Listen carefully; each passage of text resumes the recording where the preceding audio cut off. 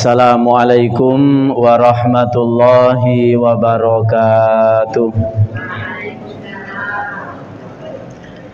Bismillahirrahmanirrahim. Alhamdulillahi rabbil alamin. Alladzi an'ama alaina bi ni'matil imani wal islam wa 'allafa baina qulubina fa asbahna bi ni'matihi ikhwana. Asyhadu an la ilaha illallah wahdahu la syarikalah wa asyhadu anna Muhammadan abduhu wa rasuluh.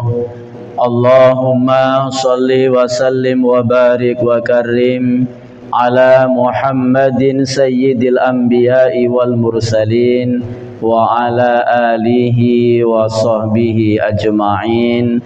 Amma ba'du fa ya ibadallah usikum wa iyaya bitaqwallah. Kita istighfar dulu Bapak Ibu ya, biar agak sejuk lagi ya. Sejuk sudah, ini AC-nya sejuk, tapi hati kita juga pengen lebih sejuk dari AC ini kalau bisa ya.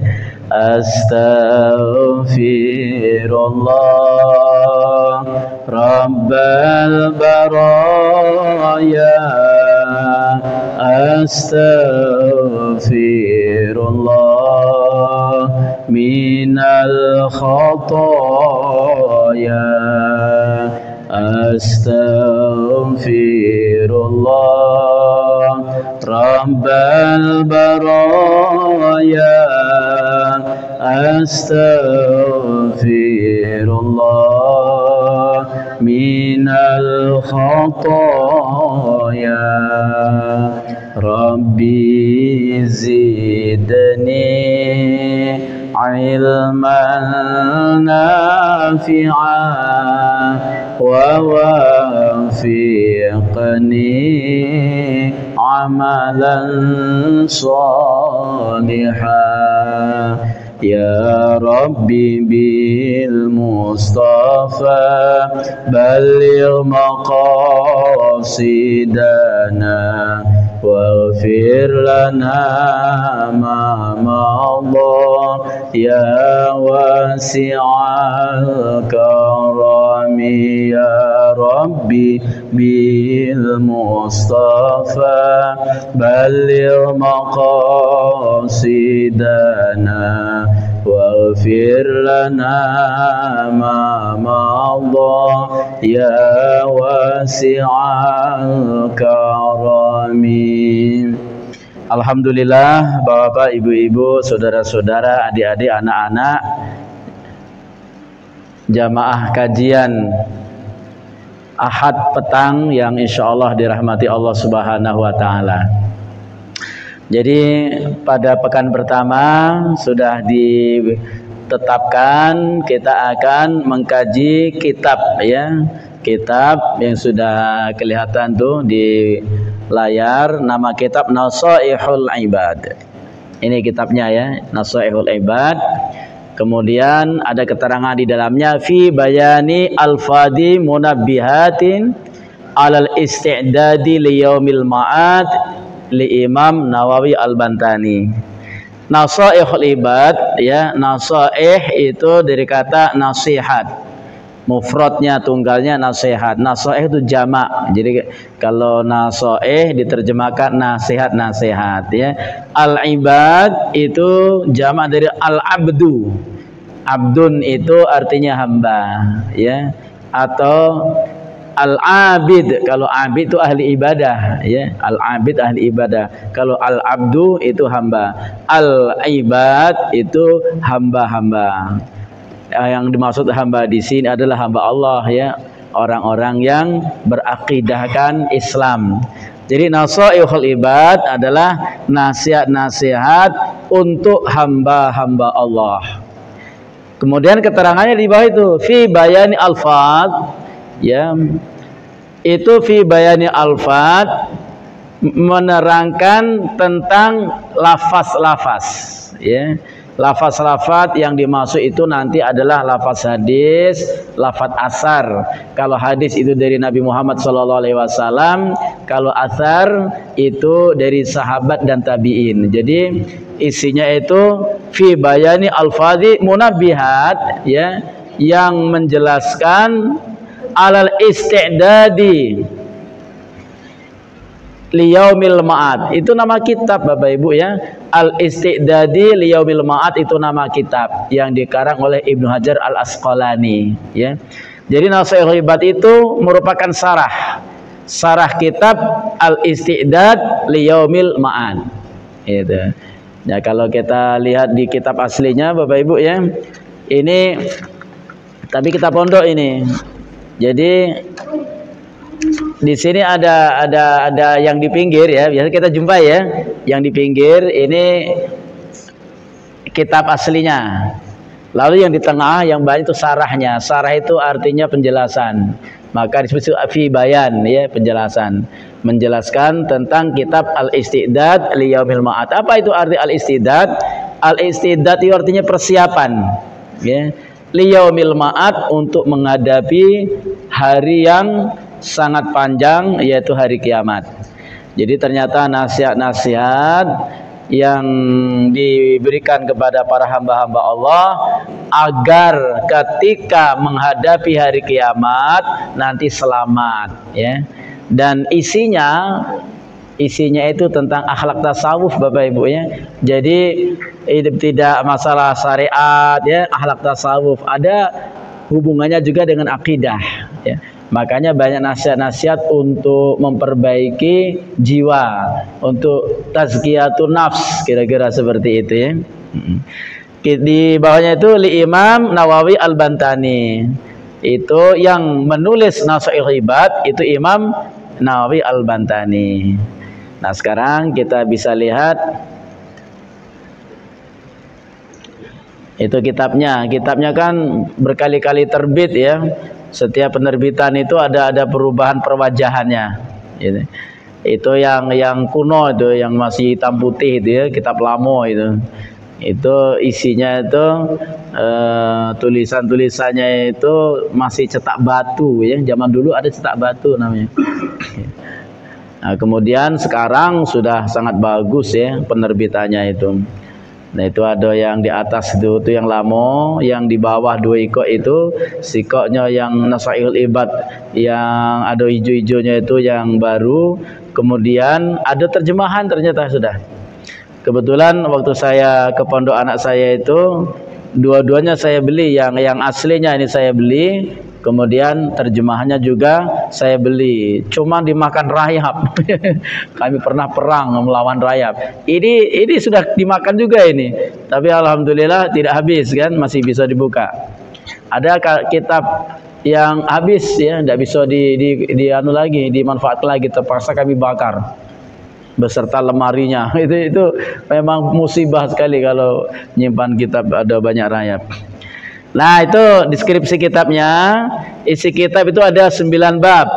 Ya, 9 bab. 214 nasihat, ya. Dari hadis-hadis nabawiyah ada 45 nasihat. Dari asar itu kata-kata sahabat atau kata-kata tabi'in. Sahabat itu adalah orang yang hidup berjumpa dengan Nabi Muhammad, semasa dengan Nabi Muhammad dan masuk Islam ya.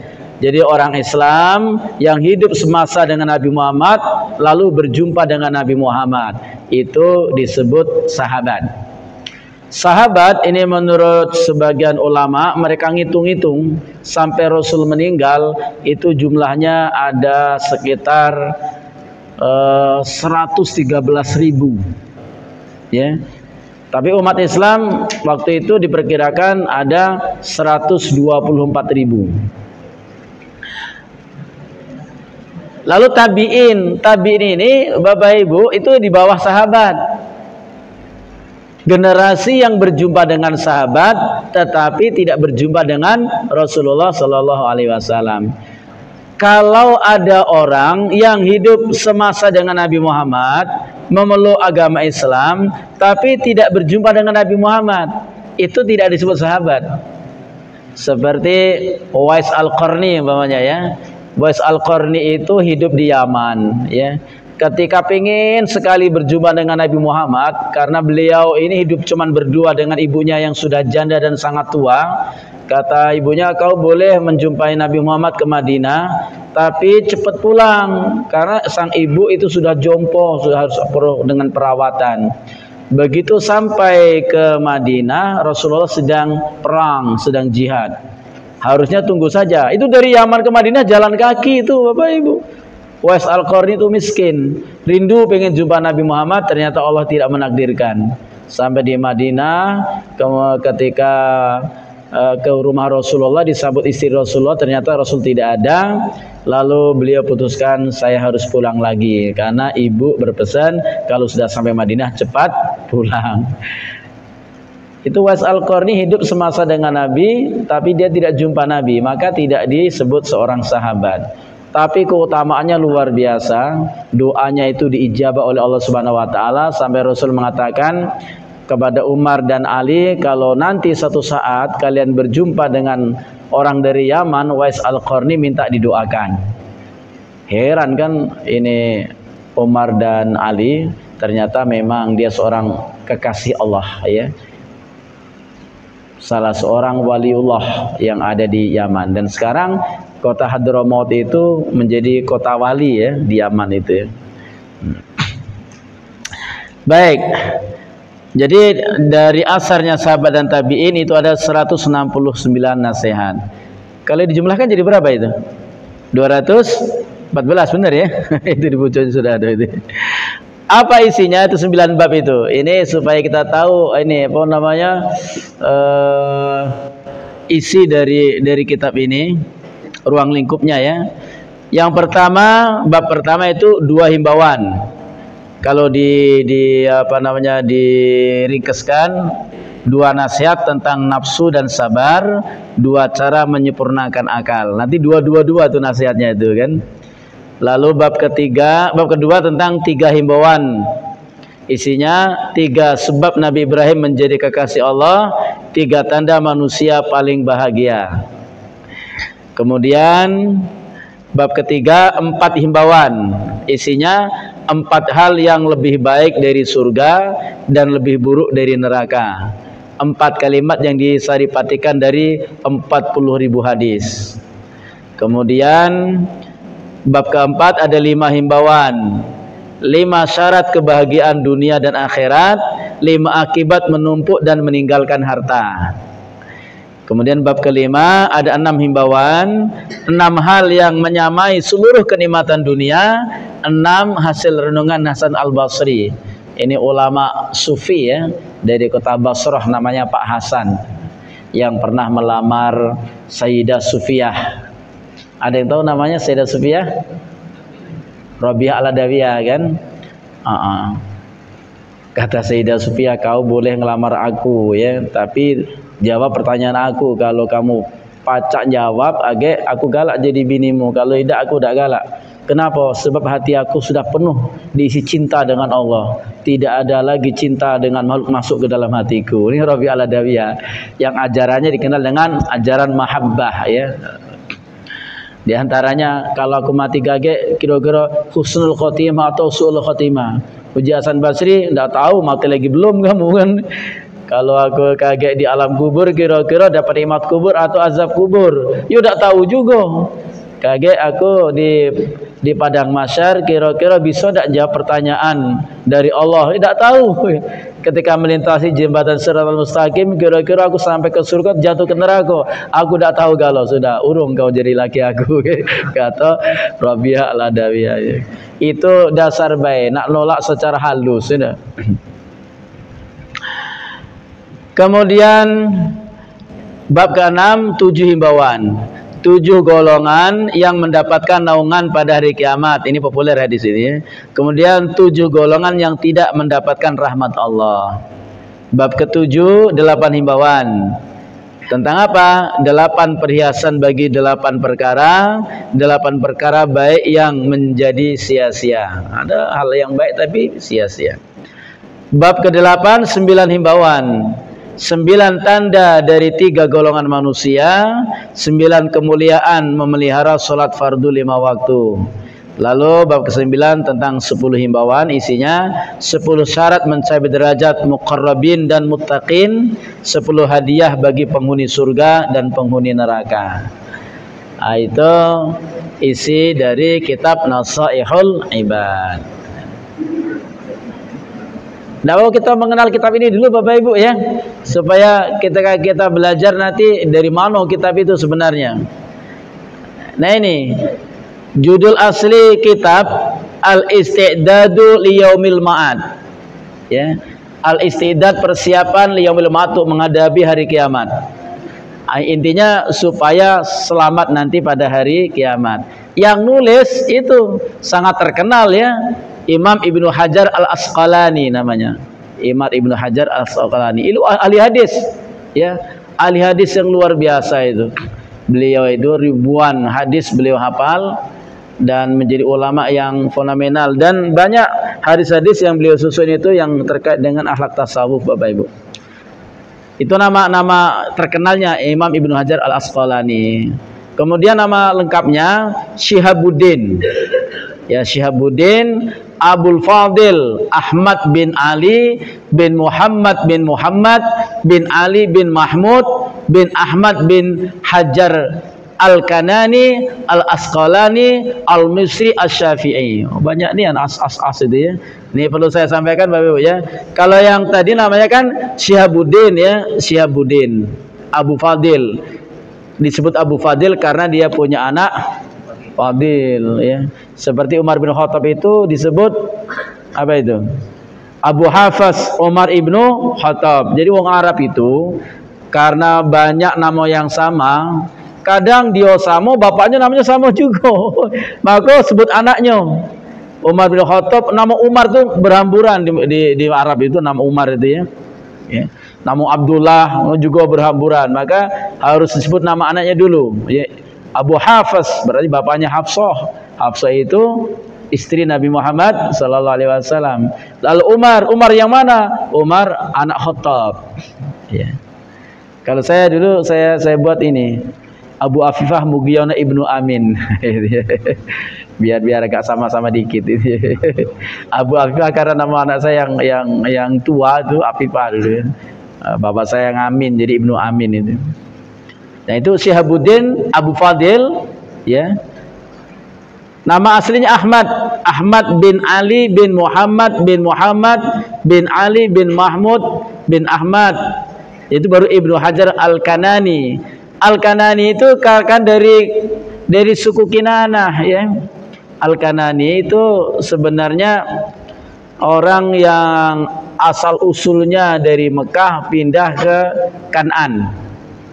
Ya. Kan'an itu di daerah Palestina, maka disebut juga Al-Asqalani. Sakolan ya. Sakolan itu satu wilayah yang ada di Palestina Bapak Ibu. Kemudian disebut juga Al-Misri karena beliau ini lahir di Mesir. Nenek moyangnya dari Asqalan. Ya, Asqalan itu daerah Palestina. Tapi hijrah ke Mesir sudah, hijrah ke Mesir, lalu lahirlah Ibnu Hajar itu di Mesir, maka beliau disebut juga Al-Misri. Tapi tidak meninggalkan Asqalani karena memang asalnya dari Palestina kan. Asy-Syafi'i itu mazhab yang beliau pakai, itu mazhab mazhab Imam Syafi'i, maka lengkap ya. Sama seperti yang mengarang buku Aqidatul Awam. Pernah dengar kitab Aqidatul Awam ya? Itu yang ngarang Syekh Sayyid Ahmad Marzuki Al-Maliki. Disebutkan kali ya. Syekh itu karena dia seorang ulama besar ya. Sayyid karena keturunan Nabi Muhammad. Ahmad Marzuki ya. Ahmad Marzuki itu namanya. Kemudian disebut di belakangnya itu Al-Makki karena berasal dari kota Mekah. Al-Maliki mazhab yang dia pakai mazhab Maliki. Jadi ulama-ulama dulu seperti itu. Jadi ketika disebut namanya orang sudah tahu, wah ini orang Syafi'i, ini orang Maliki, kira-kira seperti itu. Baik.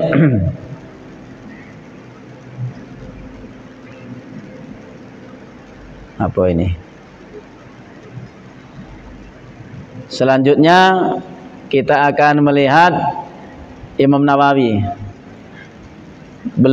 Kemarin sudah saya sebutkan ya, tapi karena tidak disiapkan slide, jadi belum begitu mengenal, cuman cerita selitak saja.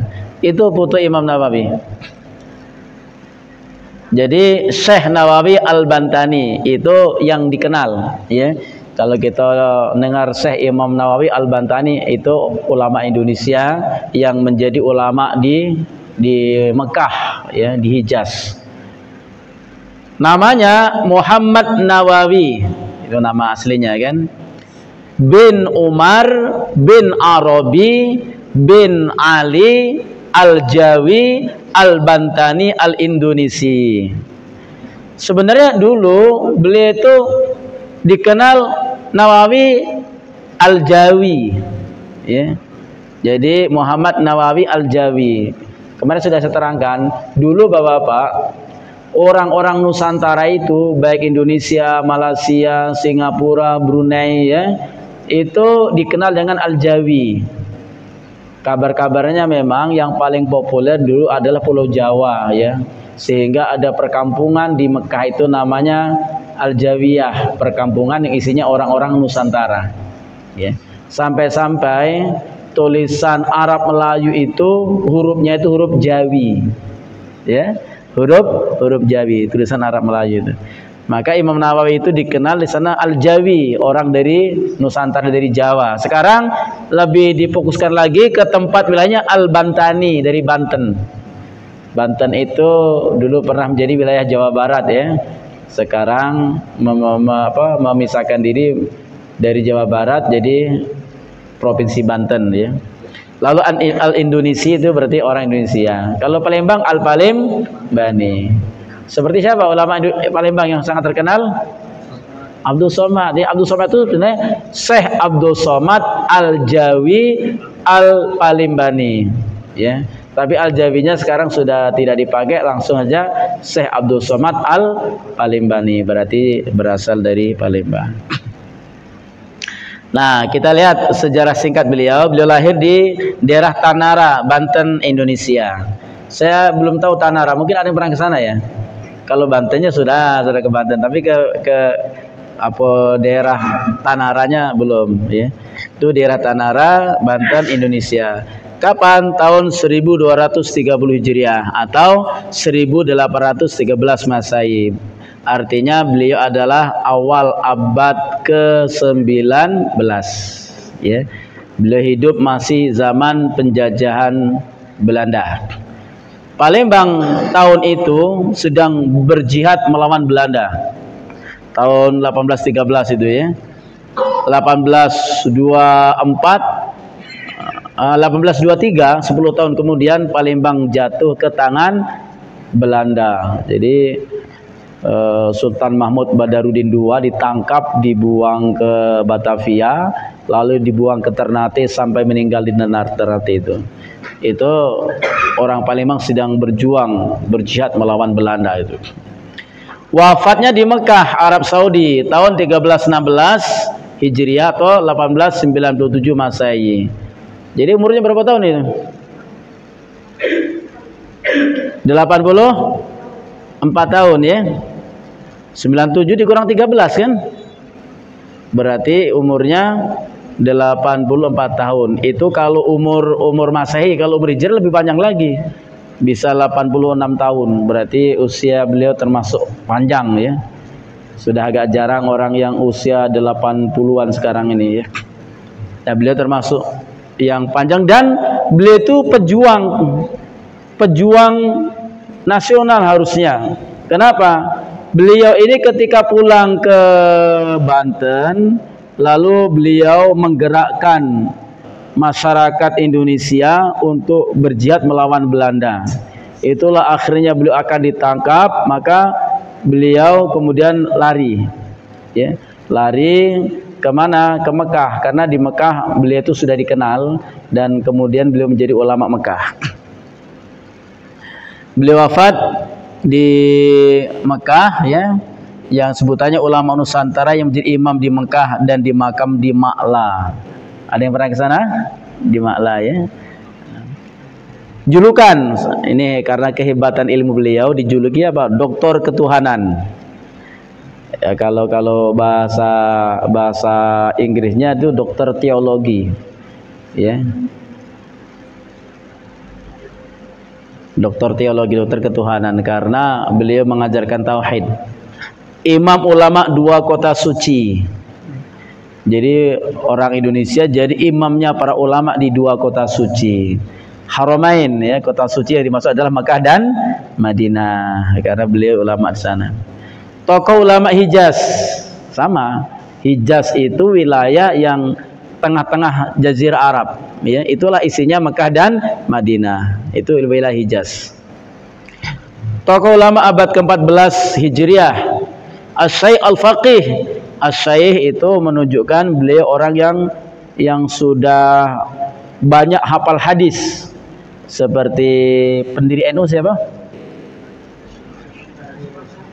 Syekh Hasyim Asy'ari. Dikatakan Syekh karena ribuan hadis beliau hafal, ya. Syekh Hasyim Asy'ari. Jadi Syekh itu aslinya kalau bahasa Arab Syekh itu orang tua. Orang sudah tua itu Syekh. Ya, tapi julukan Syekh itu kemudian dipakai untuk orang yang ilmunya banyak. Maka walaupun masih muda itu dipanggil Syekh kalau ilmunya banyak. Al-Faqih artinya orang yang paham ilmu agama Islam, ilmu fikih, ya. Dan bapak kitab kuning Indonesia, ya. Walaupun beliau wong Indonesia, tapi buku-bukunya berbahasa Arab, ya. Lalu banyak diterjemahkan ke dalam bahasa Melayu. Nah, itulah Syekh Nawawi Al-Bantani yang menulis kitab Nashaihul Ibad, yang mensyarah kitab Ibnu Hajar Al-Isti'dadu Liyaumil Ma'ad. Oke, ini masih kenalan-kenalan, ya. Nih buku-buku yang populer karya Syekh Nawawi Al-Bantani. Sulam Munajat. Saya dulu pernah punya buku ini ketika ngaji, masih kecil saya, masih usia SD, disuruh ngaji Aqidatul Awam, Sulam Taufik, Sulam Munajat, itu, ya, tentang akidah itu. Maraqi al-Ubudiyah, Targhib al-Mustaqim, Tijan ad-Daruri, Salalim al-Fudala, Uqud al-Lujan fi bayani huququl zaujain. Ini kalau yang pengantin baru bagus baca buku ini, ya. Kasul Muratiyah, Syarah Matan al-Jurumiyah. Itu Jurumiyah itu buku qawaid lughah, ya, buku nahwu, ya, buku nahwu. Nah, kemudian Nashaihul Ibad yang sedang kita pelajari ini. Ini kalau kita lihat siapa Imam Nawawi Al-Bantani, lihat guru-gurunya.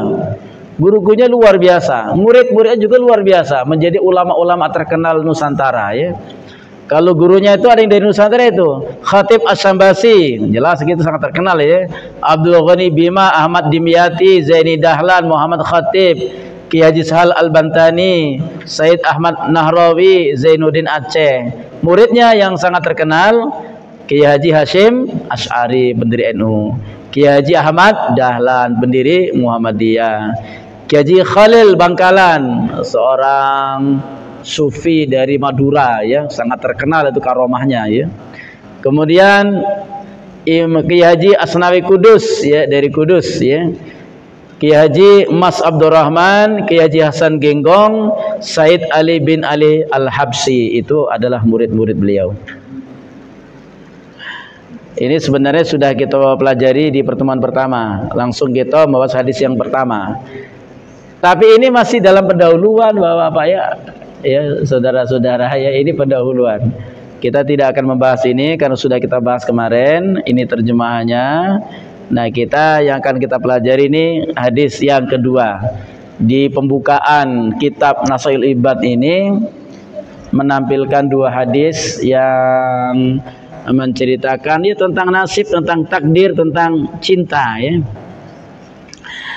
Kemudian ditulis, ya, oleh Imam Nawawi, ajazani bihil alamatus sayyidu Ahmadul Marsafi al-Misri,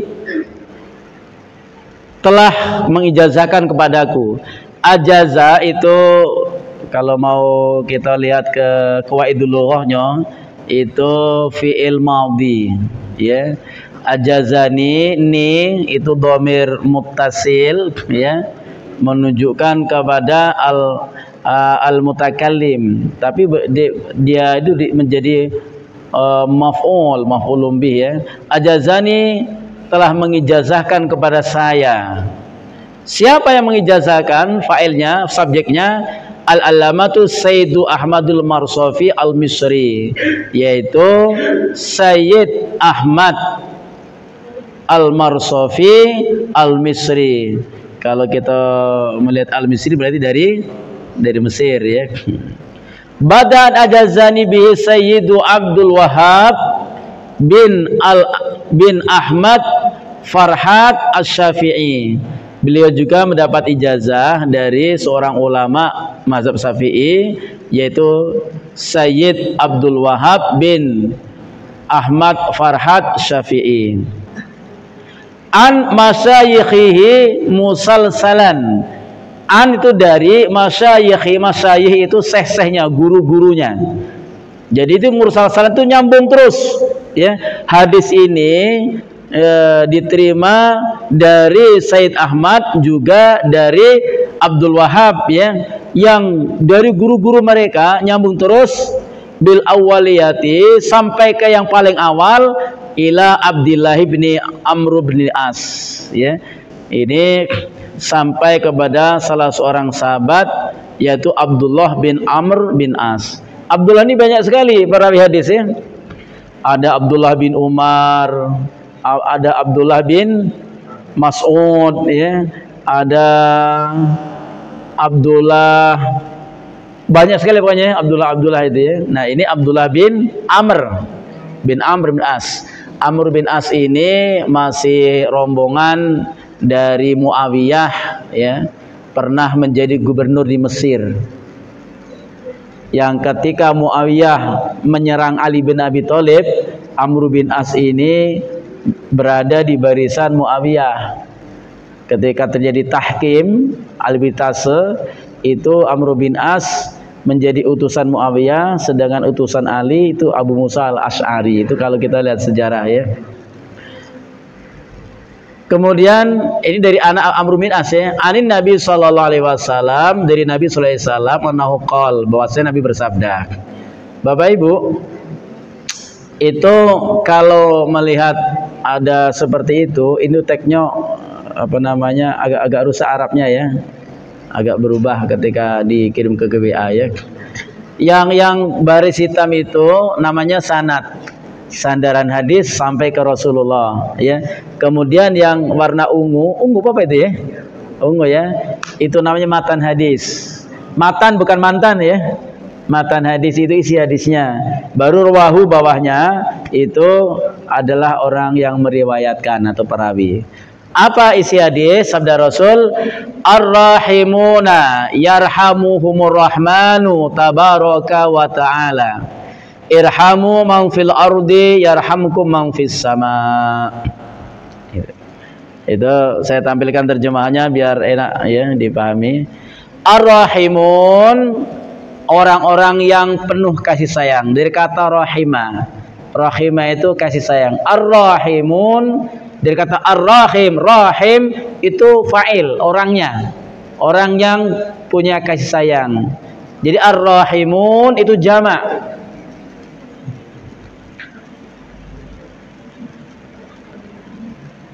Kelamuan tidak digoyang kali ya.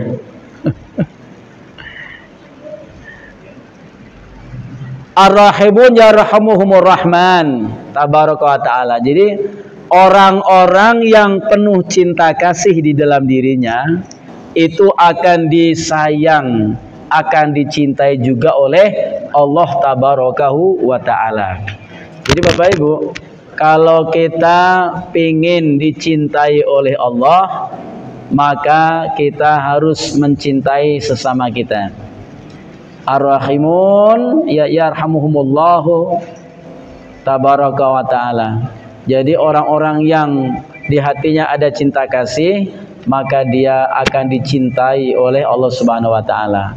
Maka selanjutnya kata Nabi Muhammad, Irhamu man fil ardi yarhamkum man fis sama.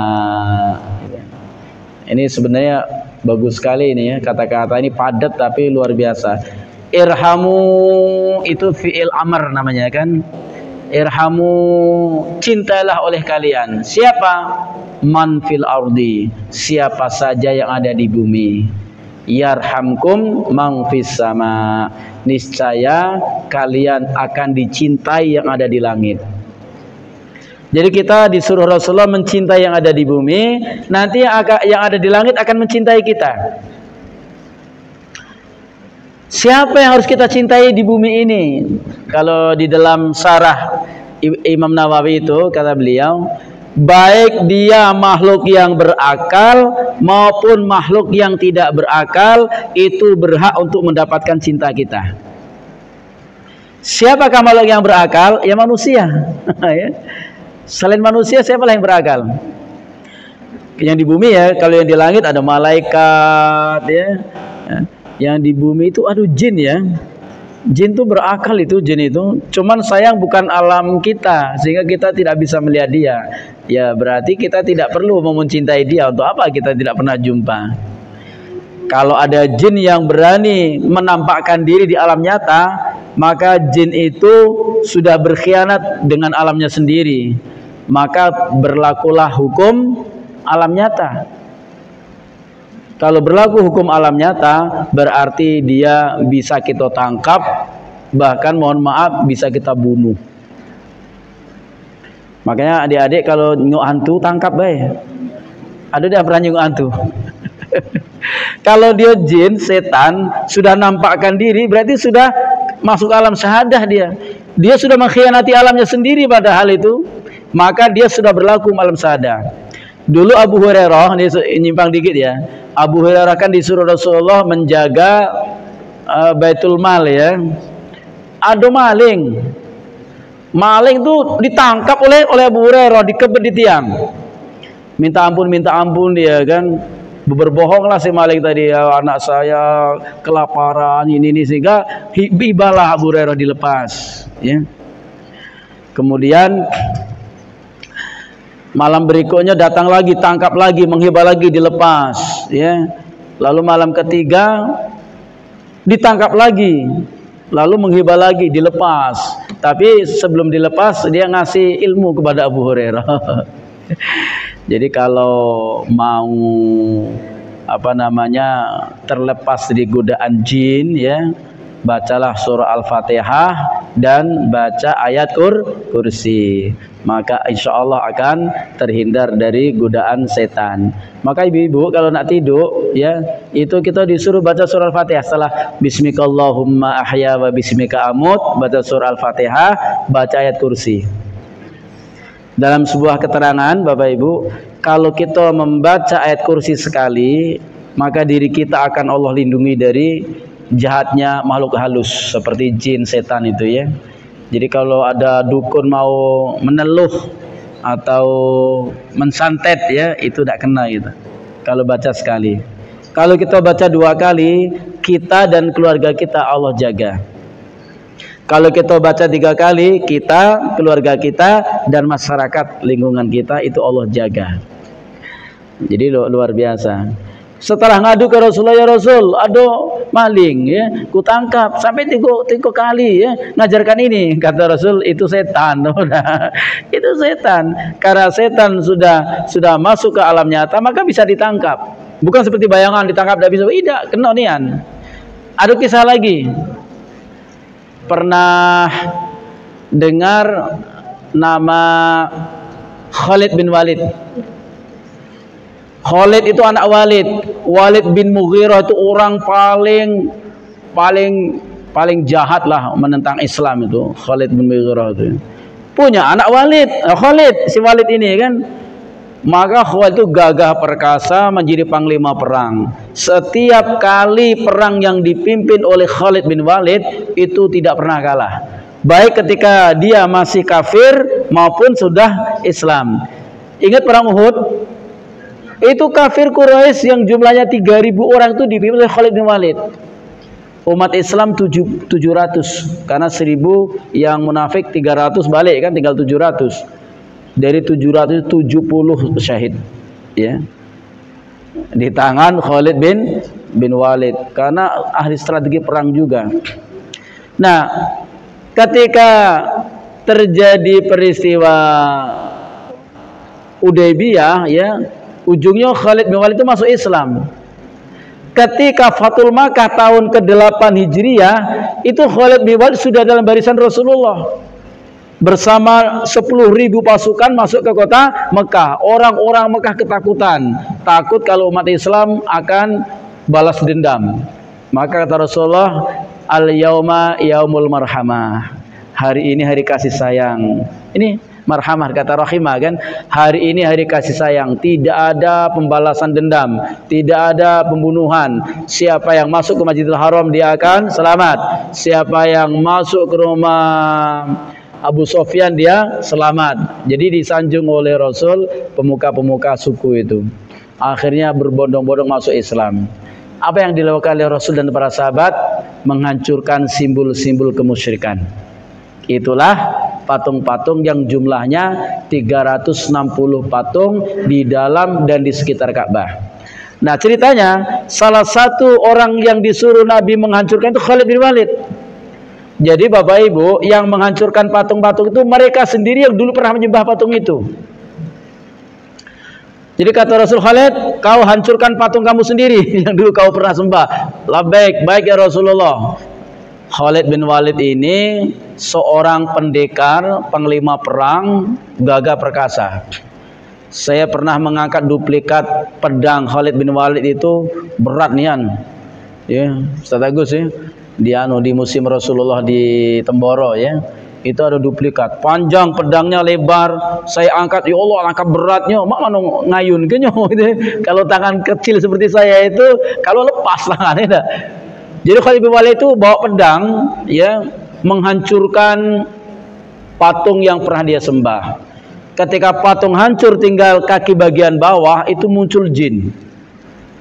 Muncul itu jin dari patung. Memang jin-jin itu bersemayam di patung. Kadang-kadang ada suara-suara dari patung supaya orang musyrik itu lebih yakin lagi bahwa patung itu membawa kepada keselamatan. Padahal jin itu yang ada di situ. Ya.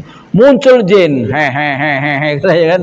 Khalid, kau menghancurkan patung ini, kau bakal celaka nanti sudah ini. Ya. Takut Khalid, berlari ngadep Rasul, ya Rasul. Sama Khalid, selesai? Belum ya Rasulullah, muncul jin. Kau lihat jin itu? Saya lihat dan saya dengar suaranya. Bagus kalau begitu, jin sudah mengkhianati alamnya sendiri. Bisa kau tangkap, bisa kau bunuh. Kau kan panglima perang, hajar saja itu. Jadi datang lagi, dihancuri lagi patung, keluar lagi jin. Dalam riwayat dibelah jin itu dari atas kepala sampai ke bawah oleh Khalid bin Walid, mati jinnya. Jadi kalau ada jin yang sudah menampakkan diri bisa dibunuh. Jangan takut, kalau kita takut kita yang dikejar-kejar aja. Itu. Ngapa cerita tentang itu tadi ya? Dari mana itu asalnya dari itu? Oh, menyayangi yang ada di bumi, terutama manusia yang berakal. Yang tidak berakal, kucing, hewan ya.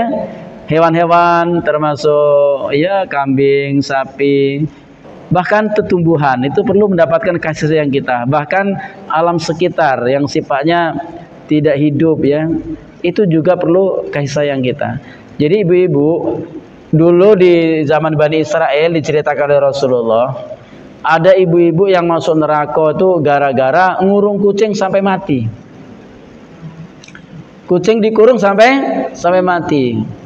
Bayangkan bagaimana menderitanya kucing itu. Laparlah, tersiksalah sampai mati. Saya pernah menyesal ya, dulu waktu masih sekolah ngekos di ngontrak. Kontrakan kami itu banyak tikus. Banyak tikus, besar-besar tikusnya. Jadi ada jebakan tikus yang pecah bubu itu ya. Nah, itu kami taruh di atap. Bukan di atap, di lantai. Itu pagi-pagi sudah berisi tikus besar sih kok. Jadi kami taruh di atap. Atap kami itu seng dulu. Seng. Nggak tahunya seng itu kan semakin lama semakin panas. Kami sekolah, balik sekolah sudah siang. Kami cek, ya Allah, mati tikus itu mati sampai mengeluarkan cairan-cairan. Saya terbayang betapa tersiksanya tikus ini ya. Ditaruh di seng, kena panas matahari, saking panasnya sampai mati. Ya, teringat kasus ibu-ibu yang ngurung kucing sampai mati dimasukkan ke dalam neraka. Ya, kalau kucing tidak ada perintah membunuh. Untung tikus itu ada perintah membunuh oleh Rasulullah kan. Ular, tikus, burung gagak itu boleh dibunuh. Ya. Kalau semut jangan ya. Semut kecuali dia menjadi hama itu boleh dibunuh. Kodok kalau tidak jadi hama dosa dibunuh. Nah, cicak boleh ya. Katanya ngeretoki ketika Rasulullah ada di gua Hira ya, itu cicak. Wallahualam benernya apa beda ya. Kata cerita kiai-kiai itu memang. Jadi kata Rasul, irhamu man fil ardi. Sayangilah siapa saja yang ada di bumi. Manusia, hewan, tumbuh-tumbuhan, alam sekitar. Adik-adik, kalian tidak boleh nyiksa kambing, mentang-mentang kambing tidak ngerti, kau ini kambing, jahat nian tendang kakinya, jangan nih. Atau kita gebuk. Bahkan motong hewan itu, kalau nak nyembelih secara syariat, kata Rasulullah harus dengan cara ihsan, ya. Innallaha ya'murukum bil ihsan. Allah memerintahkan kalian untuk berbuat ihsan, termasuk ketika motong hewan. Caranya bagaimana? Tajamkan pisaunya, cepatkan dia matinya sehingga tidak merasakan sakit terlalu lama. Jadi saya pernah belajar dengan seorang ustadz cara nyembelih sapi. Itu sekali gorok putus, shot. Cuma pisaunya bagus nian, pisaunya tajam nian. Maka tajamkan pisau. Itu ihsan, harus berbuat baik. Tidak boleh kita menyiksa. Ya. Taib, nanti terlalu panjang kalau kaji ke situ ya. Artinya kepada manusia kita harus menyayangi dan kepada hewan, tumbuhan juga kita harus menyayangi. Kalau itu kita lakukan, yarhamkum man fis sama. Itu tertutup ya, yarhamkum. Niscaya man fis sama, yang ada di langit yarhamkum akan mencintaimu, akan menyayangimu. Siapa yang ada di langit itu hanya sekedar kata-kata saja. Maksudnya adalah para malaikat. Para malaikat itu makhluk yang ada di langit. Mereka hidup di alam malakut, ada di langit sana. Dan juga Allah Subhanahu wa taala. Artinya kalau kita menyayangi sesama kita, niscaya Allah dan malaikat pun akan menyayangi kita. Ya. Tapi sebaliknya, kalau kita tidak menyayangi yang ada di bumi ini, maka yang di langit Allah dan para malaikat tidak akan menyayangi. Jadi Bapak Ibu, jangan dikira kita hidup ini tidak diawasi. Makanya nanti ada materi namanya muraqabah, ya. Muraqabah itu hidup selalu diawasi oleh Allah, juga oleh malaikat. Maka ada namanya malaikat raqib, malaikat yang diawasi. Jadi Bapak Ibu, ternyata malaikat-malaikat di langit itu juga ngawasi kita, ya. Bahkan ada orang yang sangat-sangat masyhur namanya di langit, di tengah malaikat, sementara di bumi pun tidak terlalu. Ada seorang sahabat namanya Abu Zar. Abu Zar itu berasal dari suku Ghifar. Suku Ghifar itu wilayahnya di sebelah utara Madinah. Jadi kalau orang Mekah, orang Madinah mau berniaga ke Syam, ke Syria, itu harus melalui daerah Ghifar. Itu banyak perampok gitu. Wong Ghifar itu banyak penyamun, perampok. Mereka itu makan minum hasil ngerampas, ya, niaga orang-orang yang melintas di sana. Nah, di sana itu ada Abu Zar. Abu Zar ini risau, ya, melihat kelakuan kaumnya yang seperti itu, sampai merindukan kapan ada orang yang bisa membimbing kami ini ke jalan yang benar. Kemudian beliau mendengar satu kabar, di Mekah itu ada nabi yang mengajarkan kebenaran. Lalu Abu Zar ngomong dengan adiknya, "Dek, kau cek ke Mekah sana. Benernya ada kabar itu." Datang adiknya ke sana. Ternyata di Mekah betul, ya, ada nabi yang mengajarkan kebenaran balik.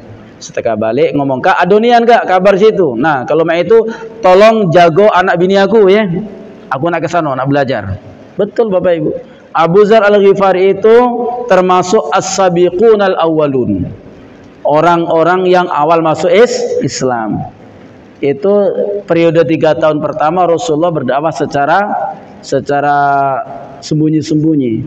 Abu Dzar menemui Rasulullah, bertanya, langsung masuk Islam.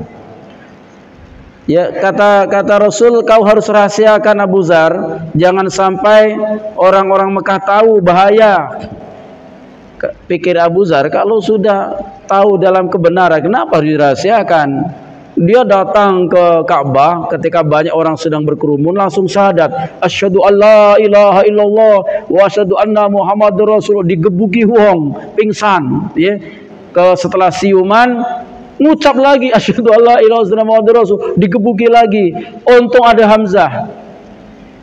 Ya. Langsung ditolong. Woi wong Mekah, ya. Kalian tahu tidak siapa dia ini yang kau gebuki ini? Ini orang Ghifar. Kalau dia sampai mati di Mekah ini, bahaya, kalian tidak bisa berniaga ke negeri Syam. Karena jalan kita ke sana melalui wilayah Ghifar. Habis dagangan kalian, pasti akan dirampok oleh mereka. Akhirnya mundur galor, ya. Ini Abu Dzar ini. Nah, hebatnya Abu Dzar yang akan saya ceritakan. Satu saat beliau ini sedang duduk bersama Rasulullah, Bapak Ibu, ya. Anak-anak, ya, tiba-tiba datang malaikat Jibril. Cuman ternyata malaikat Jibril ini tidak menampakkan diri masing-masing. Yang bisa melihat malaikat Jibril cuman Rasulullah. Abu Dzar sendiri tidak bisa melihat malaikat Jibril. Jadi mereka sudah bertiga. Malaikat Jibril bisa melihat Rasul, bisa melihat Abu Dzar. Rasulullah bisa melihat malaikat Jibril, bisa melihat Abu Dzar. Sedangkan Abu Dzar cuman bisa melihat Rasulullah. Malaikat Jibril tidak nampak bagi Abu Dzar. Lalu Rasul ngomong dengan malaikat Jibril, wahai Jibril, apakah engkau kenal dengan sahabatku ini? Jawaban malaikat Jibril itu mengejutkan Rasulullah. Muhammad, boleh jadi Abu Dzar tidak dikenal di bumi ini, tapi di langit seluruh malaikat tidak hanya kenal, tapi kagum dengan Abu Dzar. Nah, mak mana ceritanya, kata Rasulullah kalau bahasa kita kan. Satu saat malaikat di langit heboh. Kenapa? Karena ada doa itu dari bumi naik ke langit, itu indah sekali, gemerlapan seperti bintang-bintang yang begitu bercahaya. Begitu diawasi, ternyata doa itu dari bumi, dan orang yang sedang berdoa itu adalah Abu Dzar ini, kata malaikat Jibril. Jadi malaikat Rasulullah menjadi penasaran, apa dia nian amalan Abu Dzar. Kata Rasul, Abu Dzar, doa apa yang kau munajatkan sehingga malaikat-malaikat di langit itu kagum dengan kau? Ya Rasulullah, setiap selesai sholat saya selalu membaca doa. Doanya begini, Allahumma inni as'aluka imanan daima, wa as'aluka qalban khasi'a, wa as'aluka ilman nafi'a, wa as'aluka yaqinan sadiqa, wa as'aluka dinan qayyima, wa as'aluka al-afiyata min kulli baliyah, wa as'aluka tamamal afiyah, wa as'aluka dawamal afiyah, wa as'aluka syukra 'alal afiyah, wa as'aluka al-ghina 'anin nas. Pernah dengar enggak doa ini? Ini sering dibaca ketika sholat witir. Ketika sholat witir, kalau kita sholat tarawih yang 20 tambah 3 rakaat itu biasa di penghujung baca doa ini. Ini doa Abu Dzar. Nabi tidak pernah ngajari doa itu kepada Abu Dzar, nyontohkan apalagi, tapi Abu Dzar menyusun sendiri. Ternyata malaikat di langit itu kenal dan kagum dengan Abu Dzar Al-Ghifari. Lihat nih. Dan sekarang Abu Dzar setelah beliau taubat masuk Islam penyayang, seluruh daerah Ghifar itu disuruh taubat masuk Islam semua. Ini hebatnya Abu Dzar ini. Ada sebagian yang mengatakan Abu Dzar ini pimpinan para perampok zaman dulu. Setelah beliau masuk Islam, semua masyarakat Al-Ghifari itu diajak masuk Islam. Jadi Rasul sangat sayang dengan Abu Dzar ini. Abu Dzar juga sangat penyayang, sehingga beliau mewakafkan jiwa raganya untuk agama. Maka tercatat beliau adalah salah satu Ahlus Suffah. Tahu Ahlus Suffah? Abu Dzar, Abu Hurairah itu orang yang hidupnya, usianya diinfakkan untuk agama. Tidak pernah nyari nafkah beliau. Makanya dari mana? Ya dari juan wong. Mau dijuk wong makan, mau tidak dijuk tidak makan. Tapi beliau berkhidmat betul dengan Rasulullah Sallallahu Alaihi Wasallam, sehingga beliau sangat dikenal di alam malakut, ya, di langit sana. Ada yang seiring dengan hadis ini, Bapak Ibu, ya. Jadi irhamu man fil ardi, sayangilah semua yang ada di bumi, yarhamkum man fis sama, niscaya yang di langit akan menyayangimu. Satu saat Rasulullah sedang duduk-duduk dengan seorang sahabat, Al-Haris At-Tamimi lah singkatnya cerita nama sahabat ini. Jadi ketika sedang bersama At-Tamimi ini, tiba-tiba datang Hasan dan Husain. Masih kecil Hasan dan Husain mendatangi Rasulullah. Oleh Rasul langsung dipeluk, dipangku, dicium dengan begitu mesra. Al-Hafidz At-Tamimi ini melihat Rasul begitu mesra dengan cucunya, langsung ngomong, "Ya Rasulullah, saya punya anak 10 orang. Tapi saya tidak pernah memperlakukan anak saya begitu mesra seperti engkau memperlakukan cucumu ini." Rasul kurang senang dengan omongan At-Tamimi ini. Lalu berpaling, ngomong, "Wahai Abu Hafidz At-Tamimi, ketahuilah dalam bahasa Arabnya, mal la yarham la yurham." Ya, siapa yang tidak menyayangi, maka dia tidak akan disayangi. Ini bisa menjadi falsafah hidup kita, Bapak-bapak, ya. Mal la yarham la yurham. Siapa yang tidak menyayangi, maka dia tidak akan disayangi. Artinya kalau kita pengen disayang oleh orang lain, sayangi dulu orang lain oleh kita. Ibu-ibu pengen tidak disayang suami, Bu? Halo? Jelas tidak suara saya? Yang sudah punya suami, yang belum kaget, ya. Kalau pengen disayang suami, sayangi dulu suami. Insya Allah nanti ibu disayang oleh suami. Kalau kita ingin dihormati orang lain, maka hormati orang lain terlebih dahulu. Ya, insya Allah orang akan hormat dengan kita. Jangan dibalik, pengen disayang malah dia membenci, pengen dihormati malah dia menghinakan. Tidak mungkin kena itu. Jadi kalau kita pengen disayang, dihormati oleh orang lain, maka lakukan dulu, sayangi orang lain, hormati orang lain terlebih dahulu. Saya kira sampai di sini jadilah, ya, sudah jam 5. Anak-anak sudah makan belum? Jadi jam 5 ini makan, ya? Ya Ustaz, ya. Kalau ada yang nak bertanya diaturi, tidak apa-apa, sekitar 5 menit, ya. Insya Allah bulan depan kita akan masuk ke nasihat pertama, ya, bab 1, 2 nasihat, ya, dari Rasulullah Sallallahu Alaihi Wasallam. Ini baru melanjutkan pendahuluan. Pendahuluan itu 2 bulan saat ini, 2 bulan. Mak mana kalau berapa tahun ini kalau sebulan sekali? Ya Allah. Ya, sampai malek, ya, sampai malek. Saya juga senang sekali disuruh menyampaikan buku ini, ya, kitab ini, karena memang sekaligus menjadi nasihat bagi diri saya sendiri. Jangan kira saya sudah ngamalkan galau-galau, tidak, ya. Kita sama-sama belajar, Bapak, ya. Ketika saya membaca buku akan saya sampaikan, ya. Saya juga bertekad, ya Allah, jadikan saya apa yang saya omongkan ini menjadi amaliah saya. Kenapa? Orang yang terbaik itu bukan yang ceramah atau yang mendengarkan ceramah, bukan, tapi orang yang mau mengamalkan isi ceramah yang baik, ya. Itu yang terbaik. Ada tak kira-kira? Bunda ada, Bunda? Belum, ya? Nah, tidak apa-apa. Anak-anak baru datang, ya, belum nyambung mungkin, ya. Tapi ini saja barangkali, ya. Ustaz Karam, ya. Saya tutup dulu.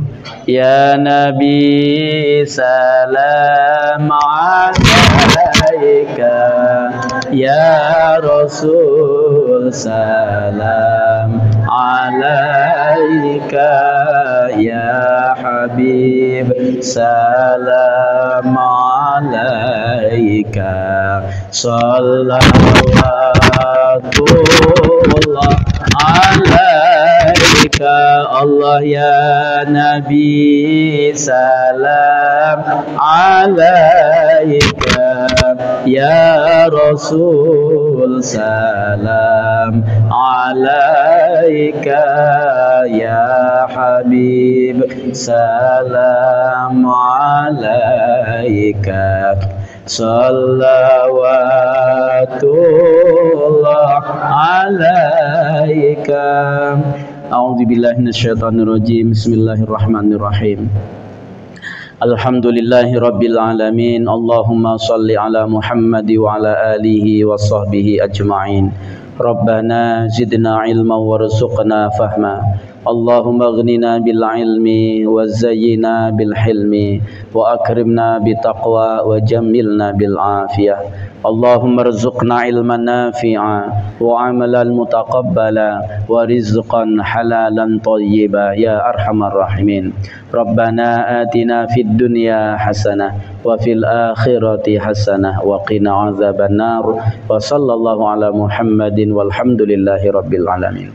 Akhirul kalam, hadanallahu wa yakum ajma'in. Subhanakallahumma wa bihamdika asyhadu an la ilaha illa anta astaghfiruka wa atubu ilaik. Wassalamualaikum warahmatullahi wabarakatuh.